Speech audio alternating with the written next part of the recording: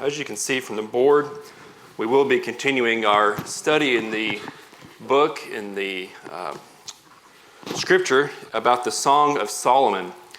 Before we get into that portion of the study, I want to take just a brief moment and talk about why we would be studying something like this.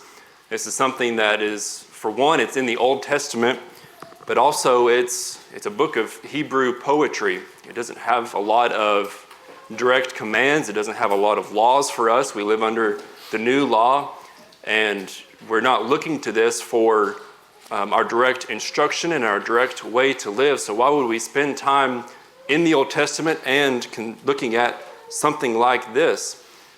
I know there are many here who haven't been here for a lot of our Old Testament teaching and are relatively new to this assembling with us and following along with the teaching that we do. So I want to just briefly touch on that, why we're spending so much time on things like this. And really it comes down to several reasons, but the key passage that concerns this is found in 2 Timothy. It's probably the most obvious instruction and reason why we would be doing this. You know, if you consider just reasonably what Ed talked about this morning with the nature of God, and we look at someone like Moses and we consider how seemingly insignificant his offense against God would be, and Aaron brought that out more fully in the closing. And we often kind of wonder, would God really condemn someone for something so minor? And we think about that in our life and people around us as well. And we kind of hear people talk about things along those lines. Would God really condemn me? Would he send me to hell for something, for this wrong against him? Things that we, in our minds, seem insignificant and minor offenses. But it's by studying examples in the Old Testament, such as Moses and others, that we see that God sticks to his commands very strictly, and this is very important. And it's for example, that is something that we can learn by studying the Old Testament. So there are a lot of reasons that we just can rationalize why it's important to still go ahead and study what was given in the old law. But we do have this passage here in 2 Timothy chapter 3, beginning in verse 16. And this passage here, this was from the Apostle Paul to Timothy. He was writing this to Timothy, and the Apostle Paul being an apostle meant that he had power given to him by God, and part of that power was to be divinely inspired and instructed by the Holy Spirit, part of the Godhead. So God instructed Paul to write these things. This wasn't just one man to another. This was what God was telling Timothy, and has been preserved for us to follow as well. So 2 Timothy chapter 3, verse 16 and 17, it says, "All scripture is given by inspiration of God, and is profitable for doctrine, for reproof, for correction, for instruction in righteousness, that the man of God may be complete, thoroughly equipped for every good work." And the very first part of that, where it says all scripture, at the time that Paul was writing this, very likely all scripture would have been the Old Testament, the old law. That's what was around for him to study and for the most part, and that is what he would have been instructing him to study. And Paul, we see many times he uses the old law when he's dealing with the Jews and instructing them and bringing them up into Christianity. He begins by starting with the Old Testament and then bringing them up out of that. So the Old Testament was important for them, and it's important for us as well, for those reasons that Paul and God gave to Timothy. So it's important that we do understand and draw lessons out of the Old Testament, and that's really what this study is intended to do. It's to help give us a thorough understanding of God and the full picture of how he wants us to live. And there are a lot of very important lessons that we can learn from the Old Testament and from the Song of Solomon. And Lord willing, I'll be able to draw out a few of those this evening, and we'll be able to learn a little bit about what this has to teach us. So getting into this, we're going to be picking up in verse 5 of chapter 1. Dylan covered the first 4 verses there. And it's been several weeks now because we had some delays. So I want to give a little bit of just kind of hit some of the important points that have been brought up so far that I hope will get us kind of back up to speed on where we are with this study. So Song of Solomon, this is a song. It was written as a song. Very likely this was being sung during weddings and events such as that. And this is a song that's very poetic. And it's a love song. And we can understand how this would take place. Our love songs today are written in a very similar manner where things are poetic and flowery, and you can't really just take it word for word and look at it as it's written. You have to realize that this is written as a song, and it makes it make a little bit more sense as we go through this. We don't just really study it word for word. We do look at sections specifically and discern what they're saying, but it is poetic. So we see we're kind of jumping in the song, we're jumping into this scene where there's this relationship between this young lady, the Shulamite, and the man that she loves. And it appears at this point in their relationship, they are what we would call the engagement period. They are seemingly soon to be married. They are at that point in their relationship. It's a very strong relationship. It appears that they are not married at this point.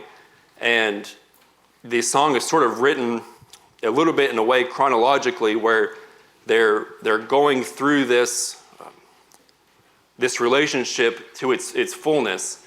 They're beginning here with this time before their marriage. They're going to be experiencing challenges of marriage and the after effects of working through a lot of those challenges. So we're kind of going to be playing this out. We're going to get to sort of witness this relationship as it unfolds and learn what we can from their experience together. So now there are three parts to this song as far as the voices of the song. There's the Shulamite. It's the female part of the song. There's the beloved, and it's the man that she is singing to, and he is going to be responding some tonight. The first part that Dylan went through, it was just the Shulamite. We're going to start off with the Shulamite again, and then we will get some responses from the man. We also have a third voice in the song. It's the daughters of Jerusalem. You could imagine at a Jewish wedding feast, they would be these two main parts, and then there's sort of this young female choir off to the side that kind of interjects at different parts of the song where they need to, and the Shulamite will be singing directly to them at some parts as well. So these are the main three voices that we're going to be hearing from, and we're going to now go ahead and start getting into the text. Verses 5 and 6 say, and this is the New King James Version. I'm going to be sort of looking at different versions for different parts. Some translations have word things in a way that seems to make a little bit more sense with our understanding, with our common language. So we'll be bouncing around a little bit, and I'll try to be sure and mention that, or it might be on, it should be on most of the slides where I do deviate from the New King.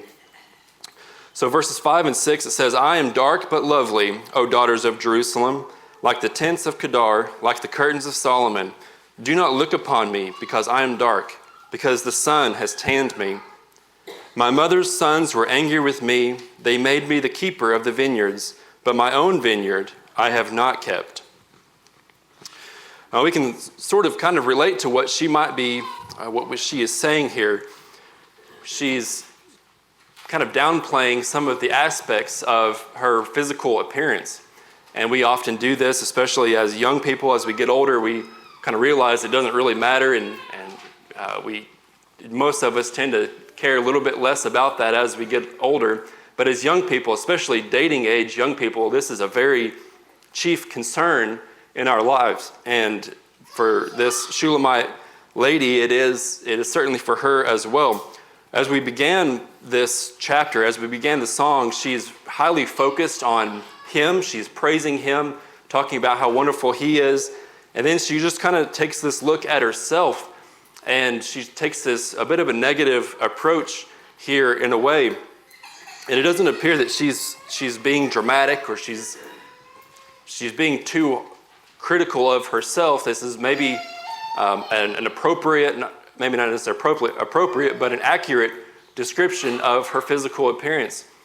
She very likely was of a middle-class family, so she was likely out working in the sun as she says she was doing. And this is probably more of an accurate description more than anything. But we do this. We hyper-focus on some of the physical aspects of ourselves as men. We often, as we start to get older, we start to lose our hair. We start to get some wrinkles, and that's a focus for a lot of us. And we get very concerned about these things when really it doesn't matter. And but as we are at the age that she is, it's a big concern. If you're a young person, you might be tempted to do that as well. And I would encourage you to keep things in perspective. Recognize that the person that you are interested in has many flaws as well. We often compare our flaws to another person that we're interested in, to their highlights. And that's a dangerous thing to do, and it can certainly affect our self-esteem, and it can lead to many problems in our lives if we take that too far. It doesn't appear that she is necessarily taking it too far, but she is concerned with how she compares to this man that this young man that she puts up on a pedestal, really. Now, her fixation is on her skin tone, and when we kind of just read over this quickly, if we don't pay attention to this last part very much, we might just kind of take this to mean that she is dark-skinned, that's her nationality of where she's from. But it says very clearly here that she has her dark skin because the sun has tanned her. Now, for her, this is a negative aspect. In this culture, if you were tanned by the sun, it would mean that you were of a working-class family, and you had to spend your days out in the sun working because you couldn't afford not to. And to be light-skinned was regarded more highly because your family didn't have to be out working in the sun. You could afford to hire other people to do that work. So this was, in that culture, that was looked down on. Today, we admire a tan-skinned person. We view that as more desirable generally. Well, it appears that this really was not a necessary problem for her, because he is also apparently of a working class as well. Her concern with her physical appearance, meaning that she was middle class, was not because necessarily he was of an upper class, because we see from this next portion that he was a shepherd himself. She says, "Tell me, O you whom I love, where you feed your flock, where you make it rest at noon. For why should I be as one who veils herself by the flocks of your companions?" Now, there are several ways that we can unpack verse 7. The overall narrative that is being laid out here before us, and as we're going to be continuing with this study, there's really no need to consider every angle that this can be taken, because there are some sort of outlandish ideas that might be coming from this, and some inappropriate concepts that people will try to draw out of this. There's nothing inappropriate or secretive about what she's talking about here. The most practical understanding is simply she wants to go see him. She misses him. He's out with his sheep, and she wants to go out and visit with him. There's no indication that the meeting is to do anything that they shouldn't be doing at this point in their relationship. It would be very contrary to what the teaching of this part of the song is all about, and what wisdom literature also teaches us in the scriptures. So there's no reason that to try to draw anything out of this than should be taken.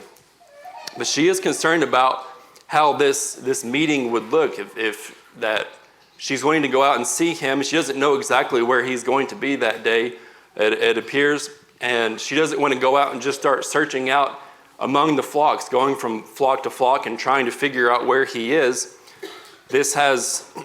There were women that would do that during this time. That would often be a woman who would be a prostitute, would travel from flock to flock and doing that. But she doesn't want to give that appearance. She desires that she does not portray anything of that nature. So, and that is sort of a lesson in itself that we can draw. She is desiring that her reputation remains intact. So he responds to her after she requests to know where he is. And I'm going to read from the Christian Standard Version for this part, and I'll explain why. He says, "If you do not know, most beautiful of women, follow the tracks of the flock and pasture your goats near the shepherd's tent. I compare you, my darling, to a mare among Pharaoh's chariots. Your cheeks are beautiful with jewelry, your neck with its necklace." Now the New King James, and if you're following along in your pew Bible, it will say fairest among women. And the term a fair woman or a fair lady, that in our language more often denotes fair-skinned, of being light or having having more perfect skin. And so that's why I chose to read from the Christian Standard. It could be a little bit, the message of what he's saying to her there can get a little bit off track with that older language there. But the Christian Standard translates this as beautiful, and I think that's the most appropriate way to translate this passage here. So he addresses two things. First, he tells her how to find him. It's a practical response. He tells her how to get to where he is so they can see each other. And then finally, he's pointing out her beauty. Now, I had the foresight of knowing I was going to be teaching on this, and I told my wife that she was beautiful preemptively. And many of the other husbands here, you might have to do some damage control on the way home of the lesson tonight. But she caught on to me pretty quick. She asked me if it was going to be part of the lesson when I complimented her. So she caught on. But this man is very complimentary to this woman that he loves, and there, of course, they are in this early stage of their relationship where it's very easy, oftentimes, to be complimentary, to admire the person that we're head over heels in love with. It's this sort of puppy love stage of the relationship, and it's easy to be complimentary. But I think this is one of the important lessons that we can draw from this portion of the song. We can look at the love that they have for each other and how they treat each other based on that love. They complement each other, and we see here that she compliments him first. And I'm not just going to direct this toward the men to be complimentary. She compliments him first, and then he responds. But we shouldn't be only complimenting our spouse or the person that we care about just because they compliment us. It should be something that we want to do, and we should be seeking out ways that we can compliment them. I'm very good about complimenting my wife about some things, about her cooking. I probably could count on one hand the times I haven't complimented her or thanked her for a meal. That's something that just comes naturally to me, and it would be uncomfortable for me to not thank her for a meal she's prepared. But there are many other things that I certainly fall short in my praise to my wife. So this is something that I will be working on based on this study.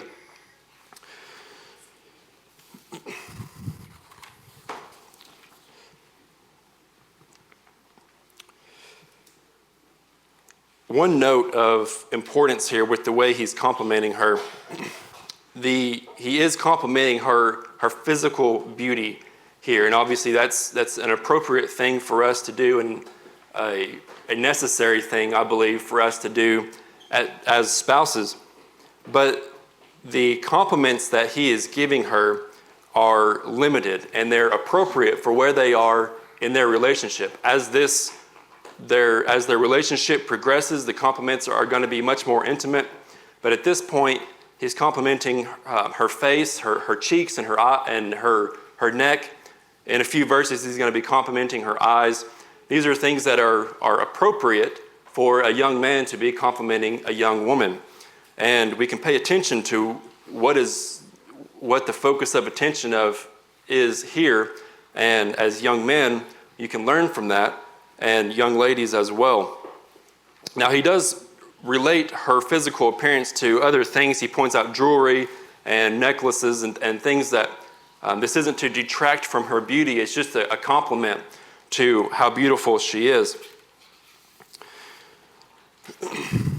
Now, he does compare her to a horse, and we have to be mindful of how we compliment each other. This was an appropriate and a meaningful compliment to her, given the culture that they were in, and he compared her to Pharaoh's horses. This would have been a high praise in the culture they were in, but we have to be a little bit careful what lessons we draw from the Song of Solomon. So then, in the next passage here, we see the daughters of Jerusalem are jumping in here, and they say, "We will make you ornaments of gold with studs of silver." So he had just been telling her, "Your face is beautiful. You have these earrings that adorn your cheeks and a necklace on your neck." He's drawing out these objects and calling her beautiful and relating them to her with this. So then you could imagine these young ladies, her friends, that are saying, "Oh, we'll make you jewelry. We'll adorn you with the things that he likes to make you more beautiful for him." You can kind of imagine how that scenario would be. Now, there are some translations that don't break this verse 11 off to the daughters of Jerusalem, but yet they tie it in with him, with the beloved saying this, and it does change the meaning significantly. It doesn't change the overall. There's no key passage here that it's altering, but it would make it to where he would be making her these things of gold and studs of silver. And so there's two different translations break this up in different ways. The original text doesn't break any of this up. This is all added on by scholars as these things have been studied anyway. So we can't necessarily say one way or the other is part of the way God has written this out. But as different translations have studied this and broken it up in different ways, we kind of have to use some judgment. And given the context of this, I believe it makes more sense that the daughters of Jerusalem are the ones that are going to be saying this, because it makes a little bit less sense in my mind that he would be responding to her and saying, "Well, I'm going to make you this gold jewelry for you to be beautiful."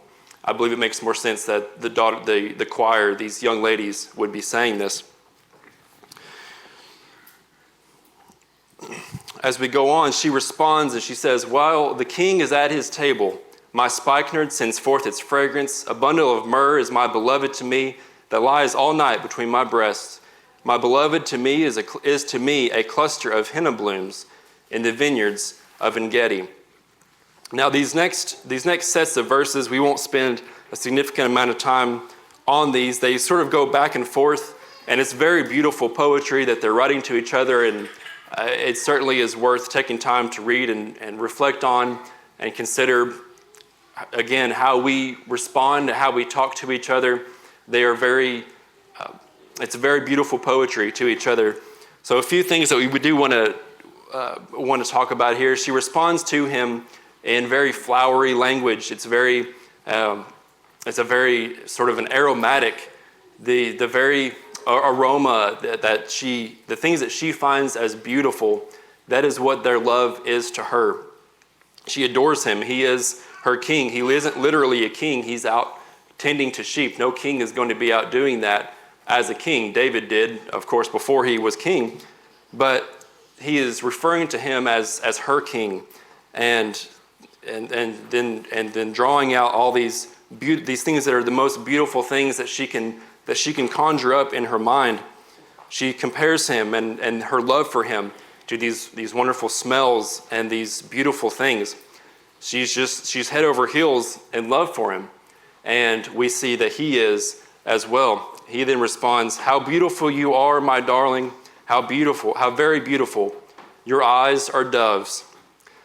This is young love. It's simple and it's pure, and it's a wonderful thing to read and study and see and remember how those of us who are married, how much we can relate to this at this point in the relationship, and hopefully try to build our own marriages up to get back to, there's no reason we can't still love each other in the way that these two are, and in the way that we once did for each other. We should be. The Bible instructs us to be, as men, to be loving to our wives. This is a command. It's not something we should do when we feel like it, or it's not a feeling that we get.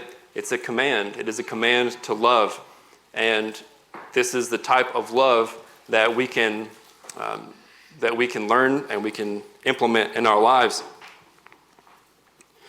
So then she responds back, "Behold, you are handsome, my beloved. Yes, pleasant. Also, our bed is green. The beams of our houses are cedar, and our rafters of fir." So she compliments him back, and then we're presented with a little bit of controversial verses here of study. So she comments that their bed is green, and then she begins to describe their house as that of fir and cedar. And fir, if you don't know, it's a type of tree. So it's cedar trees and fir trees. There are some that take this, especially that portion there talks about their bed as green, meaning their virginity. And that is, given the context of the study and where they are in their relationship, that is accurate, but that doesn't seem to be really what this passage is referring to. You could imagine they've kind of arranged this way for them to meet and to be together out in the field. They're out where the sheep are, and we're going to see here in the next sets of verses, they're lying there together. Again, nothing inappropriate or nothing they shouldn't be doing, but they're lying there in this field, and their bed of green would be this green grass that they're lying out on. And she's sort of daydreaming about this love that she has, and sort of imagining that they're past the point where they're married now, and she's lying there with the man she loves, and these trees that they're looking up at, this is their home that they're in together. It's that sort of imagery that she's conjuring up, and she's just sort of daydreaming and imagining this scenario. She's just deeply in love, and she's imagining how wonderful their life is going to be together, and trying to create that in the moment that they're in this sort of meeting out in the shepherd field. So as we go on, we get over into chapter 2, and this we get back into complimentary dialogue after we get past that scene there of them with the grass and the trees. She calls herself the rose of Sharon and the lily of the valleys. Now, when we first read this and we hear this, we think this is a very complimentary thing that she would be saying. It's she's sort of conceited in a way. She's calling herself this lily of the valley, this beautiful thing. But the reason that we do that is because of the common song that we sing, the lily of the valley, the fairest of 10,000. But really what's actually being said here is that she's saying that she's average. Where they are, a lily among those valleys was a very common flower. It was a beautiful flower, but it was average because they were abundant. We can kind of think of it like she would be calling herself a dandelion. When you take a dandelion, you really get down and look at it and consider it. It's a very beautiful flower, but the greenery of it, the leaves of it are kind of rough and kind of kind of hard, and then they get out, and they're everywhere in the spring, and it's a weed, really, for us. But it's actually a beautiful flower when it's on its own. But when you have them everywhere and they're not where they're supposed to be, it's just an average plant. And that's what she's calling herself here. She's reflecting on him, and she's reflecting on herself, and she feels average. She's saying he could have any lily of the valleys, but yet he chose her. And it's a very beautiful thing that she's saying here, but really she's calling herself just kind of a normal girl, and she doesn't understand why he would pick her among all the beautiful lilies of the valley. So now he responds to this, and he says, okay, you can call yourself a lily, but you're a lily among thorns. So is my darling among the young women. Just like with a dandelion among all of the other dandelions is average. It's not very beautiful, but if you take it and you put it in the desert, it's the most beautiful thing there. And that's how he sort of shifts that scene around in the mindset, and he makes a beautiful response. So then she responds again, like an apple tree among the trees of the woods, so is my beloved among the sons. And that just means young men. I sat down in his shade with great delight, and his fruit was sweet to my taste.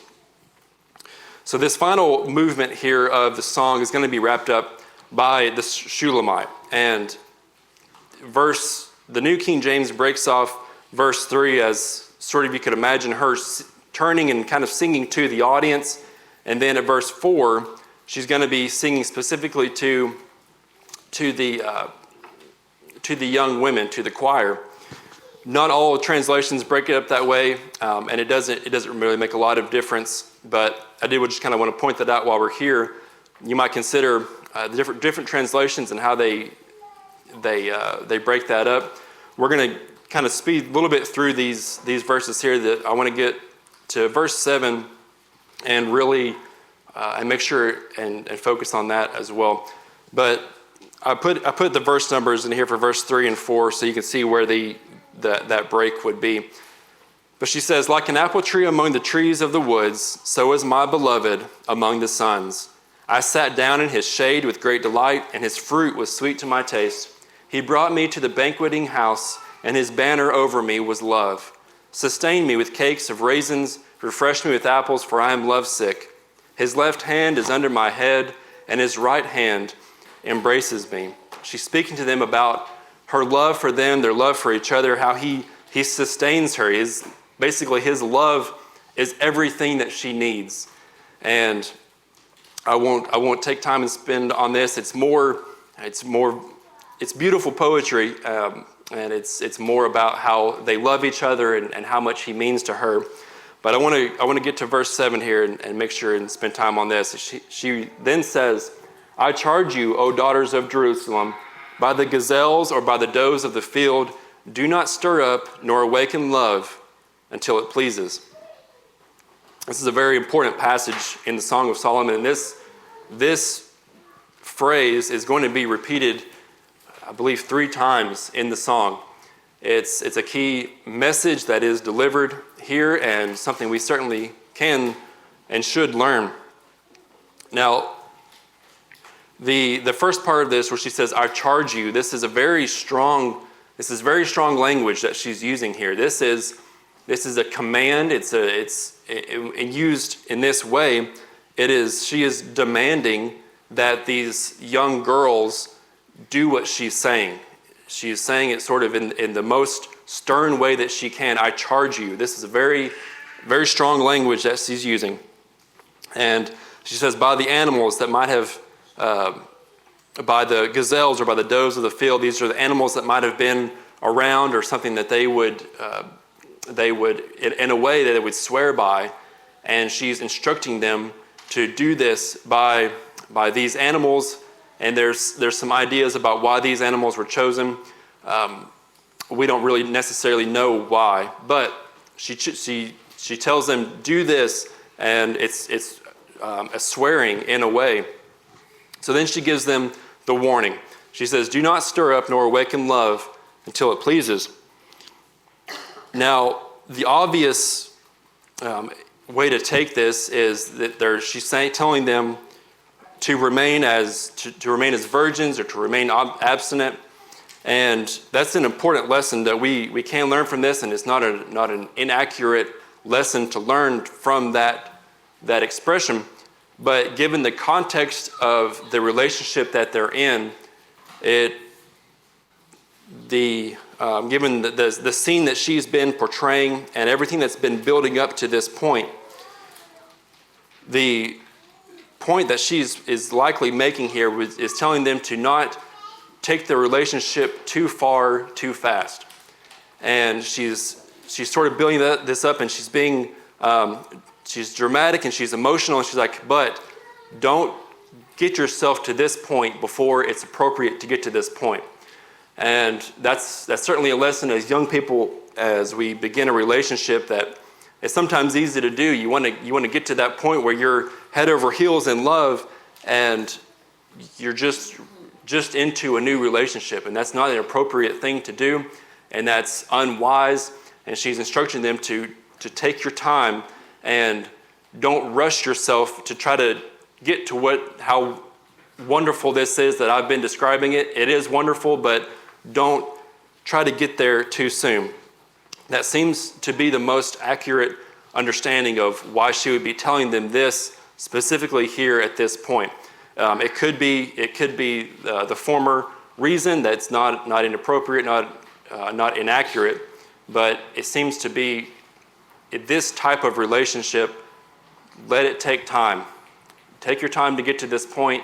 Let things naturally build up as they should, and don't try to force this level of relationship too soon. That'll conclude the study for this evening. There's so much more that can be said. There's just a wealth of material in these verses, and there's a lot of lessons that we can learn. But hopefully I've been able to draw out some of the most important and have been beneficial for us. If you're here and you need to become a Christian, you want to obey the gospel, we want to offer this time as a convenience for you. If you have done that and you've fallen away, you've sinned, or you need the prayers of the church, we want to offer this time as well for you as we stand and sing. This is your wake-up call to come and serve the Lord. Casting the world aside, come in and worship. Welcome to the Chapel Grove Church of Christ. My name is Aaron Batty. I've been a member here for several years now, and I just wanted to introduce you to our church, what it's all about. We've been here since the early 1930s, which is really a long time for a church to be around, and I don't think that happens by accident. But to tell you more about what our church is about and why it's such a great place to be a part of the family, let's just hear it straight from our members. The most important thing to me about a church is that they're dedicated to God and that they get their truth from the Bible, which Chapel Grove definitely has. Because of the people here. It's a church family that I think is like none other. Because you can feel a real connection and genuine love between its members. Because of all the family. I like playing with my friends at Chapel Grove because my friends on it and singing. It's Bible-based, and you have a lot of people here who care about you greatly. The fact that all the elders and evangelists and each member really, the amount of effort that they put into making sure everything that you hear preached from the pulpit is backed by Scripture.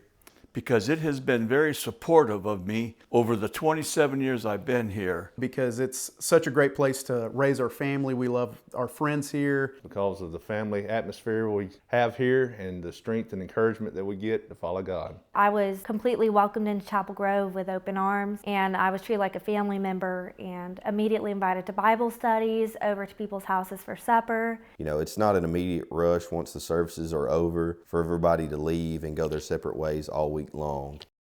With that said, we want to invite you to come visit us sometime in person. Every Sunday morning we worship at 10 a.m. where we partake of the Lord's Supper. We have teaching, prayer, and a cappella singing. In the afternoon, it's at 5 p.m. on Sundays. Every third Sunday is at 2 p.m. and we'll stick around and have lunch together on the grounds. Wednesday nights are at 7 p.m. So come check us out at any time. You can find our contact if you have more questions at our website at chapelgrovechurch.com. Open your heart and mind to share the living word. Come and worship worship the King. Gathered together now, we come to serve you, Lord. Laying our burdens down, we come to worship.